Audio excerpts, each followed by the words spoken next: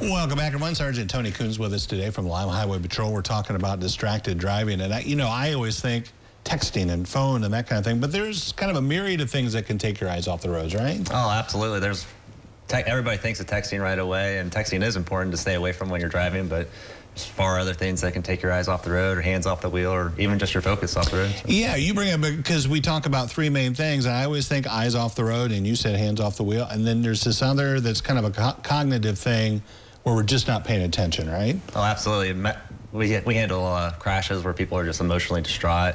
Yeah. Or, just mind's just not there while they're driving, and obviously that causes a hazard. And if you're not focusing 100% on driving, then you're more at risk for crashing, unfortunately. Is there advice? Because some people, I guess, will say, yeah, well, I was distraught about something or upset, but I still had to drive. Is there a time like that where you would just advise, listen, maybe you just chill out for a little bit before you get behind the wheel? Oh, I've done it several times, Yeah. Stop somebody, mark lanes violations, they're swerving, you think maybe they're impaired or on texting or something like what you normally think of, and, they're just having a bad day, and what do, just guide them off the interstate or wherever, and, get somebody to pick them up or even give them a ride if we have to. So we just want people to be safe.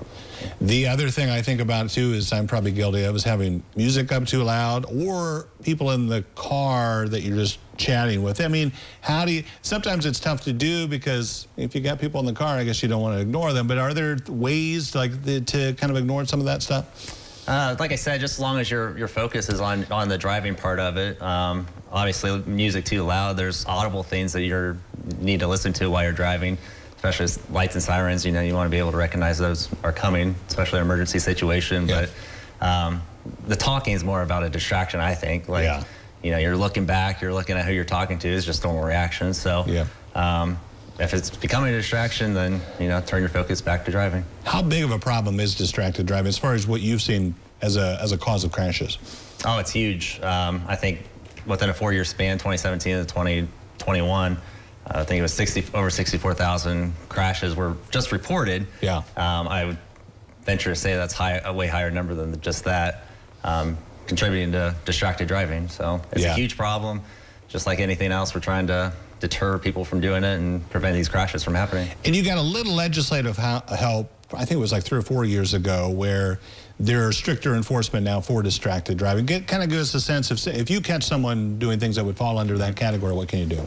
Oh, absolutely. So House Bill 95 is 2018, I believe it was passed by the House here in Ohio. So if any kind of distraction, whether it be physical, mental, or visual, contributes to a primary offense like marked lanes or failure to move over, turn signal violations, stuff like that, it's a $100 extra fee on top of the driving violation on top of it. So it's not an extra charge, but it's an enhancement to that charge. I'm not proud to say it, but apparently men are worse at this, right? Right. Study shows about 55% compared to 45% for females.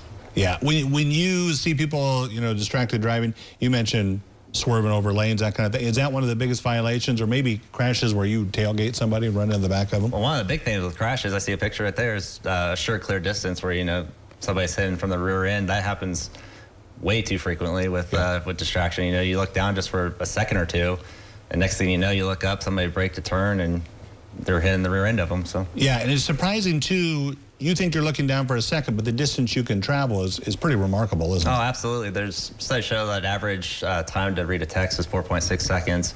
If you're going 55 miles an hour, you've actually traveled the length of a football field. That's crazy. And then think of the interstate, we're going 65 or 70, how far you would go. Oh, absolutely. Yeah. Well, it's good advice. Thank you for being here. We appreciate it. Thank you for having me. Don't go away. Medical news coming up next on Noon Edition.